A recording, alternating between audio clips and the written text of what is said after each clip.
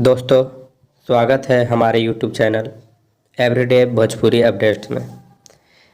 जैसा कि जानते हैं, अभी भोजपुरी में कार को लेकर बहुत ही ज़्यादा हाइक बना हुआ है।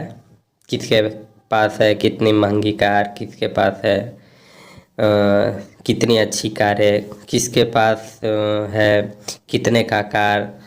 तो पहले इसमें पावर स्टार पवन सिंह का जो कार था, क्या बोलते हैं, वो सबसे महंगी थी। इसके बाद अभी न्यू खेसारी लाल यादव जो है से रेंज रोवर लिए हैं। उनकी अभी जो रेट है से उनसे 1 करोड़ ज़्यादा है। सो फिलहाल पावर स्टार पवन सिंह भी न्यू कार लेने वाले हैं, रोल्स रॉय। Thank you.